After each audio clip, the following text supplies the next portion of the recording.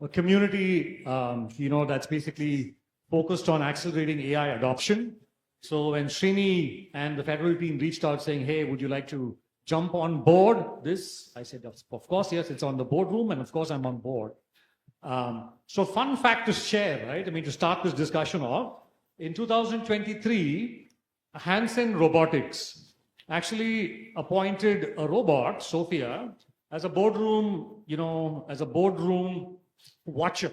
What Sophia did, I have no clue, but she was there as somebody watching the boardroom. Maybe they were just recording what everybody was doing, not very clear about it. And also very interesting, another interesting note to share, for those of you who've been to San Francisco, a very interesting thing happened in May, right? Which is that in San Francisco, you can get a ride. There is no Ola or Uber. There are multiple other companies. They have ride share, and then they have autonomous taxis, right? Very, very cool autonomous taxis. They just fly all over.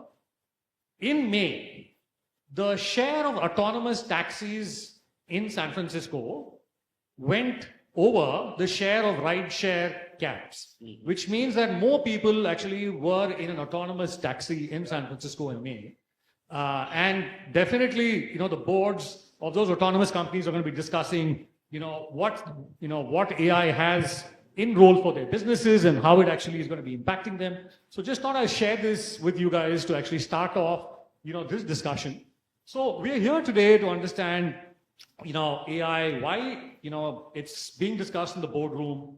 What is the value that AI is delivering for it to even be discussed in the boardroom? I mean, is there really any value that's being delivered by AI? Then, of course, we'll delve a little bit into, what are the concerns? I mean, is everything okay with AI, or are there really some concerns that people should be chatting about? And to have this discussion with us, we have these illustrious panelists. So over to you guys for a quick 30-second intro, sorry, not 30-minute.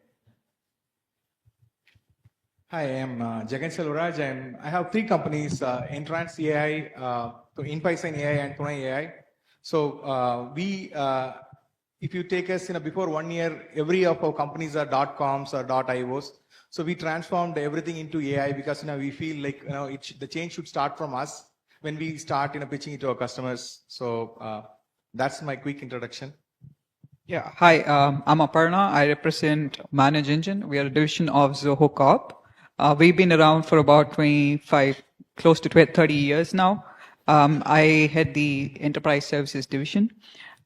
We also have a few products, 100 plus products in the SaaS world, and one of the early SaaS groomers from India. And we're certainly looking forward to riding another wave, technology wave AI. So that's about the introduction. Hey everyone, this is Manish here, representing Responsive, and I head the engineering division at Responsive. So what we do is we provide platform for enterprises to respond to any kind of a questionnaire that they get. Maybe it's an RFP or RFI, RFQ, security questionnaires, due diligence questionnaires, any kind of questionnaires that the enterprise get from their prospects or from their customers. They use our platform to respond to it effectively. And I think you all can think that saying that, okay, when AI is coming into play, the first thing everyone talks about it, okay, AI is going to respond to the question. So that's what we are doing from long time. Hello everyone. Hello everyone. My name is Raj Babu, Rajesh Babu Padmanabhan, go by Raj Babu. I'm the founder and CEO of Agilisium. I founded the company almost 10 years ago. We are primarily, we always were in data and analytics, but now we are into data analytics insights, and recently we taken AI, hyper-focused in pharma industry, helping pharma industry in US-based pharma industry in commercial operation, which is sales and marketing, and in R&D, in drug discovery, also looking at manufacturing. So basically, we look at the entire industry at the process level, and we try to see how we can transform those processes basically all those codes would have been written in a non-AI code.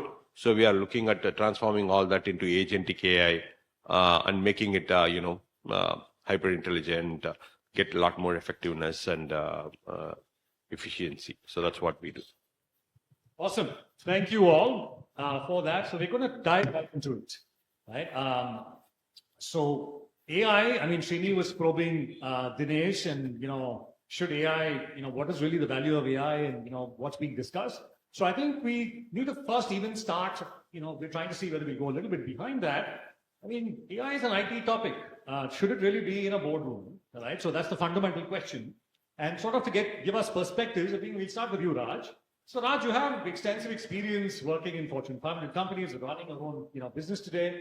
Running your own company today. Many people, have this view that AI is just a technology. Okay, that's explosive. Clearly, AI doesn't agree with that. So Raj, I mean, many people have this view that AI is just a technology. Does it go beyond technology into strategy? What is your view, and how do you think, boards, why do you think even boards view it?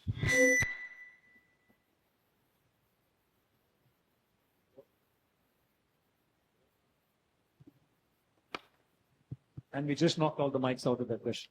Hello? Yeah. See, I think, I don't think really we have really understood how powerful AI is. The only two things I would compare AI to.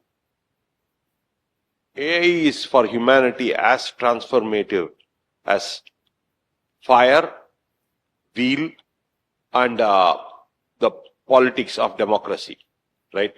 These are things which fundamentally changed humanity, fundamentally, right? And I think AI is that transformative. And to get the point across how transformative it is, I'll make a statement telling that knowledge is not power anymore. Knowledge is absolutely not power. We have all used to hearing knowledge is power. Knowledge is a commodity. Okay, AI has made knowledge a commodity. It's going to transform everything, and the humanity will not be as we know it with more and more AI unfolding. That's a fact. But that doesn't mean it's in a negative way. That doesn't mean it's in a negative way. I would assume mostly it's in a positive way. But the humanity is not the same as it is after fire or farming or finding the politics new way. It completely is, or even language. See, it's as humans we became more intelligent with the understanding of language. Now, what we have done, it's not the AI, it's the LLM. It understands the language. It comprehends the language. We need to understand language is the operating system of human beings. And with that operating system only we did everything we see today. Now we have given that operating system to machines. So it's going to transform, and it is our responsibility to make sure it's in our interest, right? Because still AI is a machine. It doesn't have desire yet, right? The desire is ours. So as long as we manage, we'll be fine. So now I'll come to the question what you said. I think when it transforms everything, it would be naive to think it won't transform the board. It will transform everything. The leadership the board has to pay attention to AI for multiple reasons. Their business is going to be fundamentally transformed. If they do not understand it's going to be fundamentally transformed in a serious way, they don't have a clue. They need to be, in a way, seriously to somewhat paranoid. Board has to be seriously or somewhat paranoid what AI can do for their business. So it has to be there, both in their decision making and what it is in their offering to the industry. It has to be there. This is going to be, and I will tell you, if they're a little bit paranoid in a positive way and they get on it and do it, I think it is a good thing. It's a very, very, very positive thing. But do not ignore it or do not take it lightly. If you take it lightly, it will just walk over you. And it's a freight train coming. You'll be on its way. Better to get into the freight train. So Raj is advocating that if the board is not serious about AI, we should fire them. And this is really a very, radical view, Raj, but interesting. I mean, yeah, knowledge being commoditized is a fantastic point. I do believe that, I think, Dinesh was also sharing before this, LLMs are making knowledge a commodity today. And that's actually changing a lot of things. Many of the companies that are being born today are wrappers around that knowledge, and many other things are going on. But let me quickly come into Aparna, right? So Aparna, you are from Zoho, and Zoho has about 200,000 plus customers. You guys deploy, AI in many of your products. What do you see is fundamentally different about this AI tech wave that's actually enabling, something different for your customers? Perfect. Great question. Sort of roll back to the artificial intelligence term that we were talking about before. The term artificial intelligence was formed in the year 1956 or something like that. It is that old. We're talking about the technology wave today. AI has been an undercurrent in a lot of our businesses for a lot of decades. It's just taken that, the media flair is because of one a simple reason, which is the consumerization of AI. So far, AI was for the PhDs, for the graduates who understand the neural networks and all of that. But today, I can run an AI in my endpoint device, and I can do a lot of things with it. I think that is the power that we are getting today, and that's what we are also trying to make use of in our applications, where we're able to run a few small LLMs and very contextual intelligence for the end user at the endpoint, which is, imagine the compute that you have in your mobile devices. And being able to run an intelligence there, that's the leapfrog that we are trying to capitalize on, and also what the value that we will be able to provide in the next couple of years. Yeah. Awesome. So, I mean, we'll probably come back to you on another question, but Manish, next question is to you. Responsive, you guys have developed this AI solution that's actually helping customers respond to RFPs and to sort of, you're bang in the middle of revenue streams of customers, right? So when you guys are actually explaining to boards that you're developing this AI or deploying this AI, how do you approach it? I mean, is it a competitive essential, or is it, is it just a tool that you guys deploy? How do you explain this? That's a very good question. And maybe the way I can respond to this is, if we call AI as just a feature that we wanted to use, then I think we are losing and we are going low ahead, or we are just behind the competition. Because AI, yes, we can say it's just a feature, but it's a feature that transforms your complete business process. It can, again, we talk about the revenue, again, when it talks about the RFP, so one of the easiest way to measure is, are you winning more? Are you increasing the revenue? And that's something that we can quantize, saying that, okay, with the help of AI, you are able to respond to more number of RFPs, and because you are able to respond to more number of RFPs in an accurate manner, we are winning more. So I think winning more means that, okay, you are going ahead of the competition, and I think that's an easy conversation that to have. So yes, AI can be considered just an add-on feature, but it's not an add-on which someone wanted to disable it, because if you disable it, you will lag behind the competition and you will be out of the market. So Raj is there advocating that the board should be really serious. You're saying AI is equal to winning. These are all highly AI radical folks that we've got. Okay, I'm just kidding, but they're obviously serious and passionate about AI. So Jagan, over to you. Now, you just mentioned that you're actually running, a couple of companies. So tonight or AI, you've put AI right at the center, and you've built an agent around it, and you've built a framework around this. So when you go pitch to customers, what is the, if there's a customer, if there's a company there with a board, what is the value that they're looking for from AI, which is part of your solution? That's a great question. So fundamentally, like our philosophy behind AI is AI democratized everything. So like how education democratized, so everyone gets an equal opportunity. That's what our feel is. AI has democratized. So every single person company to 500,000 or 100,000 employees company can act in a same manner and approach the same opportunity. So sitting from Tamil Nadu, we can able to compete with world's largest AI companies on the enterprise opportunities. So that is because of AI. So that's what board needs to think. So with that note, like the three major areas the board should consider is, one is on, they should consider AI as a strategic move, so that they should not think AI in a cost manner rather than it's your revenue generating area. So that's how you have to think, and AI can able to help you in that. That's a one area. And the second one is, again, everyone spoke about the risk of going out of the field. So if you are not adapting it, we will end up like how Nokia gone out of the industry, right? So that's the second one. And the third one is on your valuation side.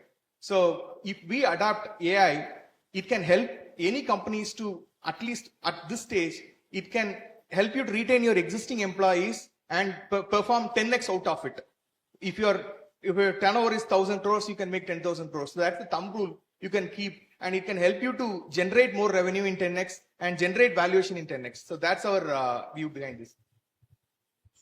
If you're going to say things like, 1,000 crores can become 10,000 with AI, we're not going to leave that question as it is. We're going to obviously delve deeper. So what we want to know from you, Jagan, is, one part of AI, basically everybody's talking about is you can actually, you can get your employees to save a lot of time, and, you can do their tasks faster. Knowledge is a commodity. What is the real, value of what, for example, your platform is delivering? Could you just sort of break it down a little more for this audience? And what is the value that you're delivering, so that they understand it a little better? So thank you. All right. So with Tunai, we are building a second brain for any organization. So that's what we are telling. Our positioning is. So what we are trying to do is we are collecting all the information which is structured and unstructured, and your data from multiple sources, right? So for example, your salesperson is going and talking to the customers, and there a lot of knowledges are getting generated. Can we bring it back into our brain so that it will add more value to the organization, and bringing your knowledges from your SAP systems, from your Slack channels. So Tunai does that, bringing everything into a single knowledge base, and that brain is commonly used, right? So like now coming to the use cases, because now every knowledge is getting centralized into the Tunai brain, what we are trying to do is we have built a chat agents, voice agents, and email agents, and application agents. So these are the 4 type of touch points which our customers are coming into our ecosystem, where business users, there is no need for developers. So business users can go ahead and configure their workflow just like that natural language. Hey, can you create me a voice agent? And if the customer is asking these problems, put it into, parse the request and put it into the SAP system, and trigger a workflow request to my ServiceNow guys, and make a call center guy to call. So you define the flow, automatically the workflow is getting implemented, and that process is automated completely. So what this means is, previously you might need 10 people to do this process. Now with one agent, you can able to automate this process completely for your enterprise and at scale. So as I told earlier, right, it can derive 10x or 15x more than that. Sounds like you're also eliminating a lot of people involved in this process, apart from just hastening the process up. But that's a topic for another debate. Aparna, question to you. You guys deal with a lot of IT companies. You guys deal with a lot of SMBs and large corporates. You have a bunch of AI features in your products. What is the value that those companies are extracting from those AI features? Yeah, I think in terms of value, you can think about it in 3 ways. The first one is efficiency. A lot of what the SaaS tools or any of the on-prem software has been doing is automating a few jobs, right? Making it a lot more easier. What AI essentially is doing is 10xing that or 100xing that. So a simple, instead of you going, having to go to different tools and then configure or 100xing that. So a simple, instead of you going, having to go to different tools and then configure different workflows, all you have to do is send out a message to AI chatbot and it's going to take care of the whole workflow. So efficiency, that is when we are talking in enterprise IT scale, efficiency means efficiency of your team, efficiency of your process, right? And also some of the resolution that we end up doing. So efficiency is the first aspect. The second one is productivity. It actually gives you, like I think we've been talking about augmenting AI, right? Like, so it's essentially my partner in doing my work, right? So it's increasing my productivity is because I'm able to automate a lot of things in a lot more quicker way, which is the democratized aspect that he was talking about. So I don't have to go put in a complex workflow, all I have to do is type. So that's the second aspect, which is the productivity. The last one is very, very important. Staying back to what Raj said, right? He said knowledge has become commodity. I'm going a little step further to say intelligence has become commodity, right? Within an organization, from an L1 level of an IT to the director or a executive level, you have access to the knowledge today like you've never had before. That means you would be able to take decision for business. And similarly in IT aspects, you're running your IT workflows, you'll be able to make a decision confidently more than having to rely on a few approvals from before. So these are the three aspects in which it actually adds value to our customers. So thanks. I mean, so they're making everything commodities. I'm thankful that being a moderator is not a commodity as of this moment. So I'm just going to continue with this. So Manish, you have an agent that's actually, answering RFPs. I'm assuming complexity of RFPs is one area, where your agent is going to work on this.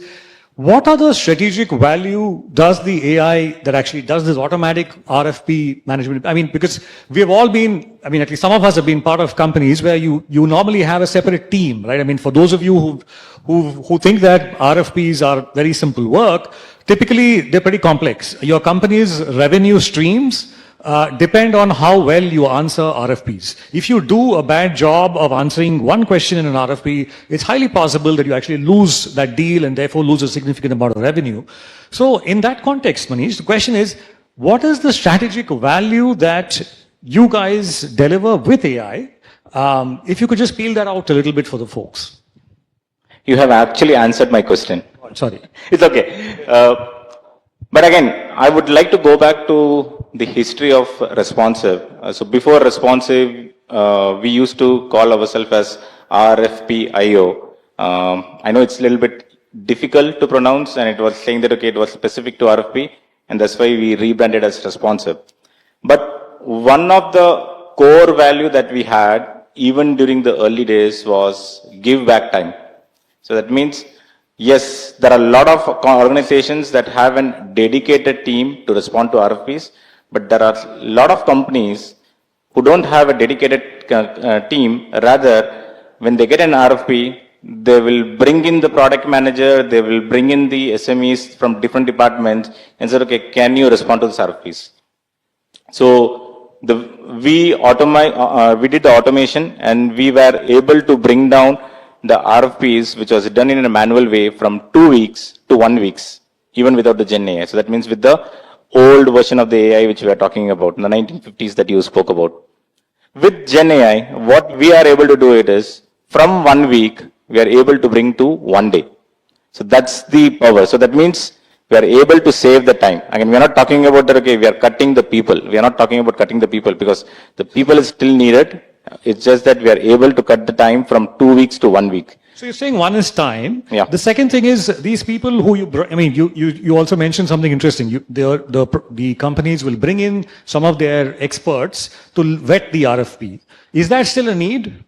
This is still needed, again, because you still need human in the loop to go and review the responses. Like what you said, one wrong answer can disqualify you. So that means you still need a human in the loop over here to review the responses and see whether it's accurate or not. It's just that you're saving the time in completing the first draft, but you still need people to do the first round of review. So that means one is we are able to save the time. And the second one is also talk about when you are able to use AI, you are able to respond faster. So that means your revenue is increasing because you're giving accurate answers. Sometimes if you go to different SMEs, each of them might give different answers, but you're going to get a consistent answer now. So that means your revenue is going to increase. Your win rates are going to increase. And ultimately, there is one metric which a lot of organizations are right now reviewing in detail, which is revenue per employee. I think that is one of the very important metrics that a lot of companies are talking about, saying that, okay, how do you optimize your revenue per employee? Now that means revenue divided by the total number of employees. So one of the things that you're saying is apart from just the time and the number of man hours you're saving, you're also saying you can actually boost the revenue per employee with your tool. Yes. No, fantastic. No, so Raj, so thanks Manish, thanks for that. Raj, I think, you're in life sciences and healthcare. So could you actually tell us as to some practical examples, right? When things that you've seen in the field, how has AI accelerated something? Has it actually saved lives? Has it really made an impact out there? Sure. Thank you. Yes. See, basically, at least there are multiple broad applications of AI that is there. But we work on three areas, value chains. One is autonomous hyper-automation. And another one is insights business. And then another one is comprehension and compression. So these are the three areas we work on. So what it means is the comprehension and compression is you can go and like it's a question answer basically. If somebody asks a question, hey, how many proposals we have done in this area for these kind of customers, you can go through hundreds of thousands of proposals, whatever, marketing, everything, pitch deck, everything, and you can tell, okay, you will give 1 or 2 lines, which is what ChatGPT does, comprehension and comprehension. And then another thing also ChatGPT does is it's a insights, right? It can give insights also, which is like the insights is forecast, right? One of the things I actually asked ChatGPT is that how many students will be there, male and female will be there in Tamil Nadu in high school passing in 2050. It actually did a forecast on the fertility rate and what would be the people in Tamil medium, and it did that, right? So that insight it also has. So it's able to give that answer. So there is another business areas we apply on. So in the life science industry particularly, where we are able to help is that in the R&D side, in the sales and marketing, which is commercial, and in the manufacturing, right? These are the three areas we currently operate on in the labs and all that stuff. So areas where we have particularly helped. One I can tell, it's one of the leading research institutes, hospital and research institute in US. Most of the Nobel laureates from medical are from that research institute. And actually we are working with a researcher who is from Chennai, Tamil Nadu, but he is doing research on kidney transplant. And the kidney transplant basically, the thing is, you have to take all the history of the kidney transplant recipient and the donor patients, and you have to look at the historical success rates of all that and what are all the complexities all came, and all the data is available. And then you have to now a new kidney patients, recipient and donor is coming, and there all pathological data is coming. Based on these pathological data and the past history, what they want to tell is, it's not by first come first basis or young or adult. Who is the most best case scenario for this kidney and the survival rate it will be. So that we are publishing, and it is coming in a medical journal, in a prestigious medical journal.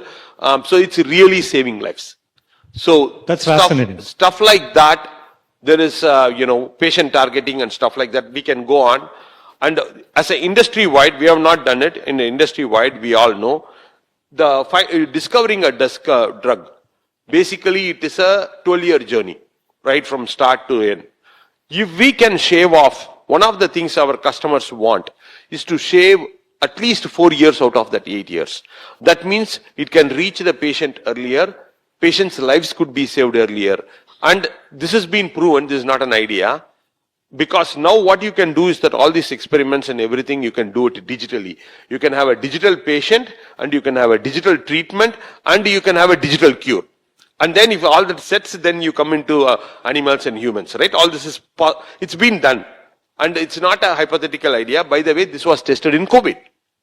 This was tested in COVID, the most largest case, and that's how the vaccination, which typically takes 80 to 12 years, came out in 2 years. So with the digital transformation, only they were able to do that, and they approved, fast-tracked many approval. So with that, now it's been approved for other things also. So we are helping customers in that area. That's fascinating. I honestly didn't know that a digital twin could be built for a human being, and then you could try vaccines on them and try that out. It's fantastic that AI is bringing some of these things and also contributing to saving lives, right? I mean, kidneys are very much in demand, livers are very much in demand, and and sort of accelerating or rather making outcomes better, and that is very, very essential because it's a very it's a rare commodity. I'm going to sort of speed up the panel a little bit. I think we are running a little short on time. So just quick answers from each of you. So Aparna, question to you, and a little bit on this is what Srini and Dinesh also touched on a little bit. So enterprises are deploying AI. Everybody, obviously all the IT teams and the AI teams want everybody to believe that everything is really good. There's no problem at all. But we know that there are concerns that we should speak about. Board should be aware of those concerns. So when it comes to an enterprise deploying AI, what are some of the the concern areas? What are some of the risks that are there for enterprises? Could you actually sort of elaborate on that a little?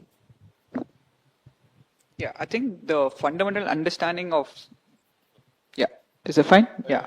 The fundamental understanding of AI itself is to say that it's probabilistic, not deterministic. Everything that humans do are deterministic. When you say probability, it's just trying to figure out what's the next best word to add, right? So that's where the risk actually comes in. It comes in a few places. When I come from a SaaS kind of a background where tools, people use tools, right? So when you look at the operational risks there, one is as IT, you end up approving certain AI tools. And when you approve AI tools, you have a few guardrails there. So you're sort of, in a way, little safe. But what we are seeing today, because of the consumerization of AI, is that I'm starting to use one AI tool for one aspect of my job, another AI tool for another aspect of a job. That's where the risk becomes very, very significant, is because a lot of differentiating factor that we have today across different industries, different companies in an industry, is the knowledge and the intelligence that is there, which is today safeguarded within humans and tools that we use. But once we get into, put that into AI, we are literally exposing our organizational IP to somebody else.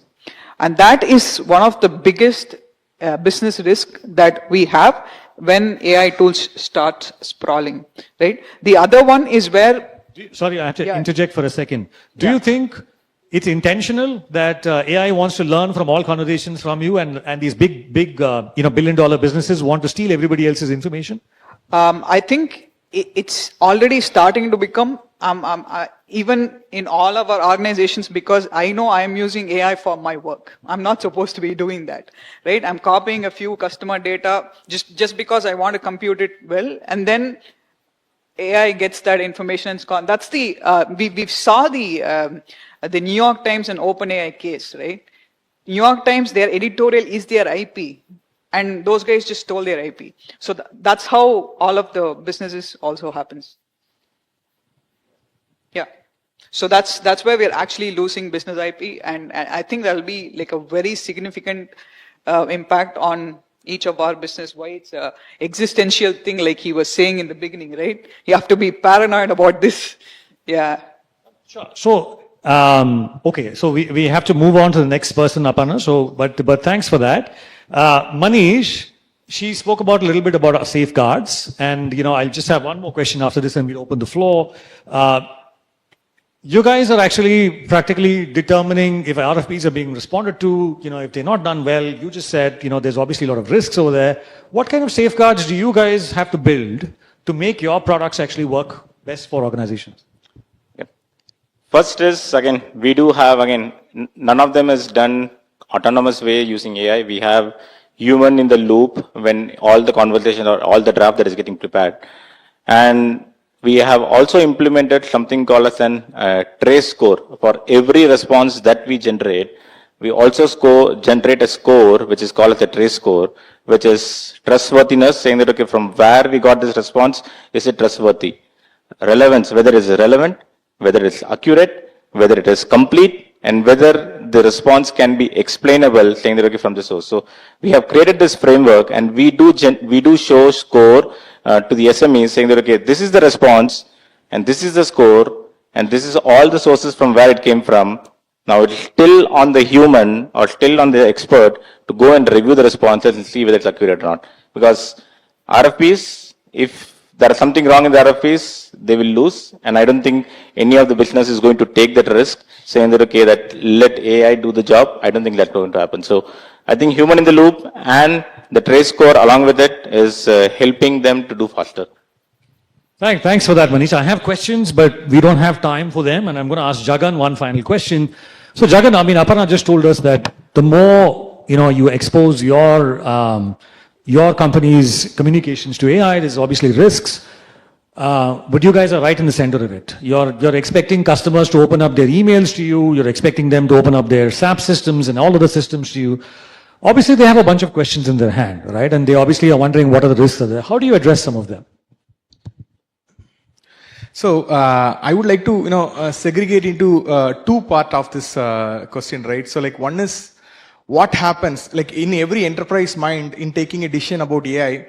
What happens if my data is getting trained in a public LLM, right? So that's a one issue, right? As Aparna told and others as is concerned, right? If I'm using Perplexity and putting my corporate data, what is going to happen, right? So it's a miserable mistake, which we are unknowingly doing it, but definitely it's a big mistake. So that's a first pain point. And the second pain point is like with the data, like whether my AI is going to hallucinate or give a wrong information to my customer, right? So to answer the first question, like how we are approaching through Tunai is, we are building it as a private VPC deployable for larger enterprises. So that's the first plan to solve for bigger enterprises so that their enterprise data doesn't goes out, but they can leverage the full AI out of it. So we are building a custom RAG solution on top of it, and we are helping them to make sure that their data retains in their organization, their knowledge is getting stored and they are keeping on learning. They are utilizing the best of the breed of AI, but it resides in their environment. So that's the first pain point, right? And the second one is on if whether my AI is going to hallucinate, doing a wrong thing to customer, recommending wrong thing to customer, like there, we have implemented a controlled AI in such a way that human in loop and also the security guardrail is, imbibed into the architecture in such a way that, we are only injecting the data which are already successfully validated by the human. For example, if a complex problem is solved and everything is tracked in a Jira ticket, so and if it is completely successful, then a human will decide whether this can be pushed into my enterprise data or my Tunai brain. Then that will be used by AI to take automated decision. Not like every data will get pushed, right? So like we have a human check and balance to make sure that enterprises can use this AI with the very accurate results. Thanks, Jagan. So one you're saying is you're drawing some boundaries as to what data can cross over into an LLM and what data cannot, and you're also including human in the loop in many of these areas. And obviously, the starting point for the data for the enterprise to share the data, you're trying to make it into something more safe, right? Fantastic. That's a lot, for this last 40 minutes. We're going to open the floor to questions. Yes, please. Some volunteer somewhere has to help us.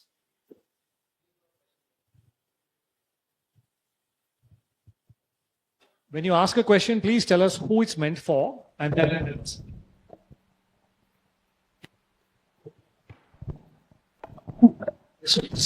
Sanjay Jain here.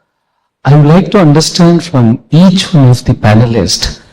You all spoke about general terms.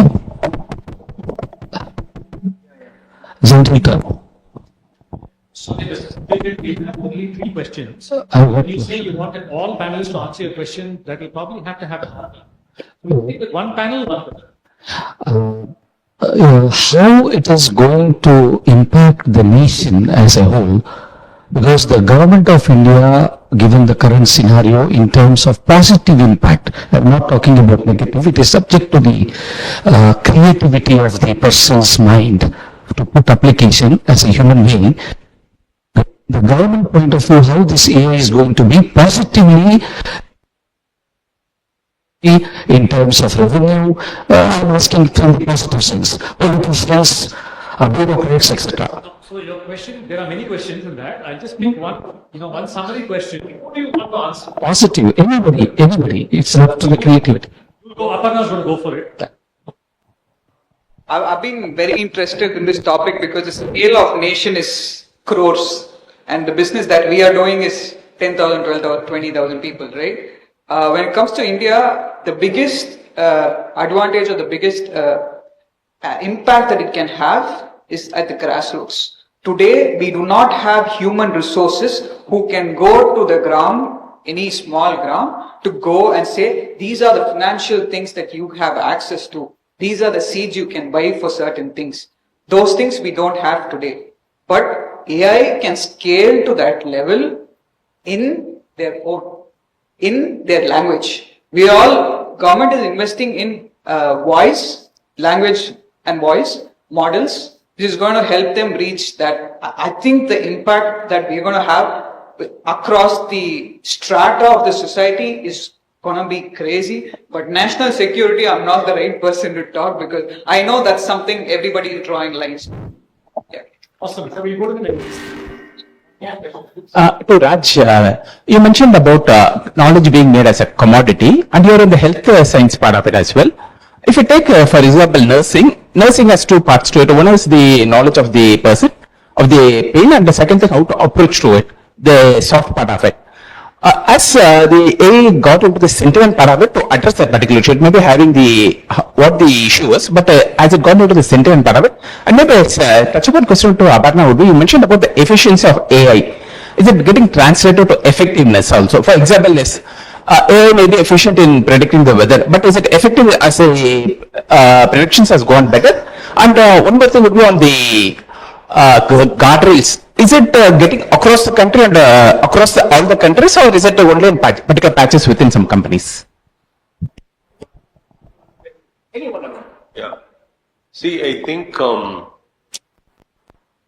when I do agree with Aparna previously. She said it's not just knowledge is commoditized, intelligence is commoditized. That's true, very true.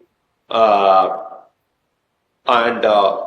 what is going to be left is really, I think, not this. Which is, I think, the sixth sense we used to say is intelligence. That's gone, right? That's not our IP anymore, the human IP. The seventh sense, which we all, so far it was very negative, is going to become our IP, which is desire. So AI at this point doesn't have desire.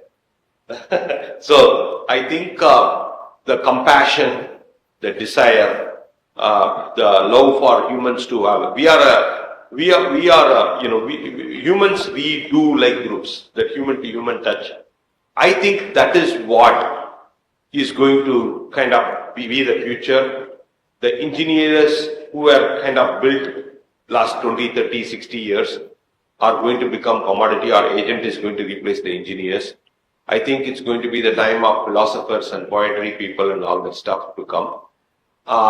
So when you said the nurses, I think that human touch, when you are in the bed, where you need a human touch there, the feelings, the emotions, that is the part. Yes, I want you to understand AI today also is showing emotions in the communications, right? I've had my AI tell me sorry 3 times when it gave some wrong answer. But it's we know it's a machine, right? We do know. But when a human says that same sorry, it means a different thing. Those cannot be at this point replaced, right? And those are all the human attributes which we've been taking it for granted, right? Where the intellect part has been always given the, I would rather say the feminine part of the human, right?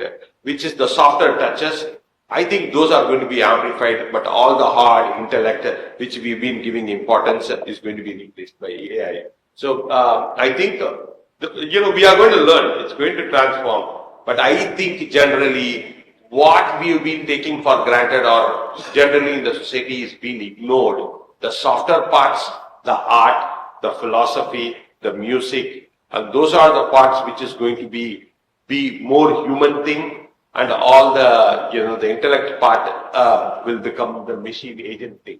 I think that's what it will become. You fired all of us again. One more question, please.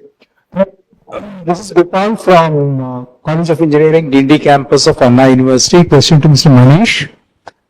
Let's postulate, as a teacher there, postulate every boardroom, wherever it is, happens in a sea of end users. Computing is a distant dream for them.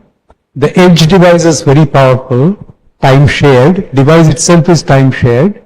Each one licensed to permit only a handful of operations. What is it that we can do to prevent things going viral? My suggestion, are we trying out anything called simulated annealing? In case it goes. In old AI technique, simulated annealing, can we anneal that going viral? What are you trying to prevent from going viral, sir, again? Anything is a boardroom. Typical boardrooms, they are serious competitors. If all boardrooms are a virtual space somewhere and they are all a sea of end users under these conditions, anything can go viral.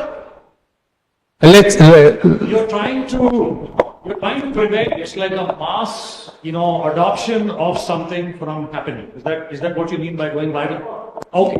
So he's asking, saying, in the age of AI, can AI be also used to prevent something, mass from being adopted or from going viral?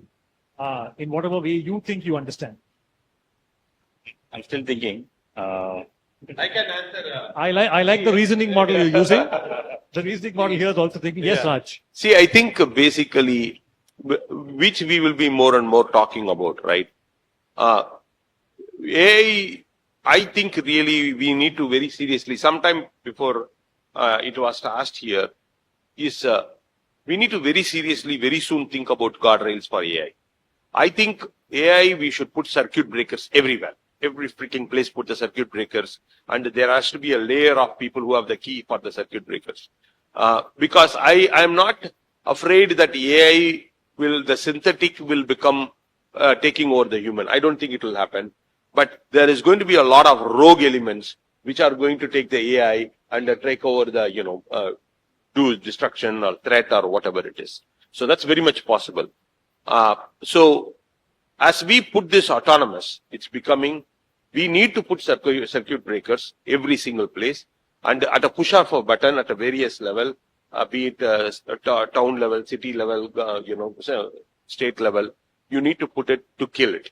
Otherwise, this can get viral. The companies have to think about the circuit breakers too, such as somebody was talking about. And I am a big culprit. I do put some information out there. And frankly speaking, sometimes I think I see the results later. And I think because I asked this previous question this is the way it's behaving, right? Lot of things. And it's a serious concern it is doing. And they are learning from it. It could be not the AI. The companies who are owning this AI are learning and putting some products which can come after you. Okay. To the degree now I'm even afraid whether the cloud which went is going to come back as data centers. Because when we went with the cloud, we didn't know this serious concern that these guys can take this data and do it.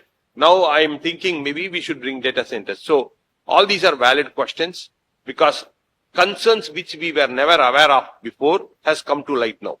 So something to think about and definitely put guardrails and circuit in every single way. Sure. One more thing that I want to add is you can trust humans, but I don't think anyone over here is going to trust computers because that is something that you cannot trust. What you get from computer or what from AI, it's just your initial one. Doesn't mean that okay, it is complete. Doesn't mean that okay, it is full truth. The only thing that you can do is always trust humans. Just adding to this, both the points that we are saying. So Carnegie Mellon University, some time back, created a business where there are no humans, the only agents. There'll be a human resource agent, customer support agent, IT agent, and all of that. And you know what? The business didn't succeed. They were not able to run the business is because AI started taking shortcuts and started cheating the other person. And like how humans do proxy, no, I am there, I'm not there. They started doing the same thing. And so their efficiency was less than 30%. They were not able to produce more than that at all. And I think that's sort of an answer in that sense is yes, there have to be guardrails, but AI is simply just mimicking us and they are lazy, right? So that's how it's going to be. No, Yeah. thanks for that. So I think so, so as the neural, what we also do is we track, AI news across and we sort of, for those of you who don't know what we do, just take a look at us as the neural.ai. We try and distill all this extreme explosion of AI news and then give this to you guys in videos and email newsletters to give you a counter view. While you guys said that, AI should not be trusted, just last week, there was a company in the US where the founder made an AI agent the CEO of the company because he believed that it'll actually do better than what a human being would do, right? So there are both schools of thought, but at the end of the day, please remember this, right? AI by itself, it has memory. It has a bunch of algorithms that actually sequence supposed thoughts together and, bring it out as a reasoning model. And then it arrives at decisions. Now, who sequences all these things and who trains the AI? It's actually human beings at the end who are actually, putting all these together. So there's also, so while on one side you can say that AI is great, you actually heard, Manish saying that, Manish and Raj and everybody saying that, we have to be extremely serious about AI. Boards have to be serious about AI. If they're not serious about AI, they're probably not serious about their companies. You also heard another counterpoint because of this question saying that can we trust AI or is it just going to go explode? So I think, you heard a different set of views from a wide variety of audiences, including Jagan, Aparna. So it's now, I think, for all of you to discuss and decide as to whether we really need to debate AI in the boardroom or we leave it out. Thank you.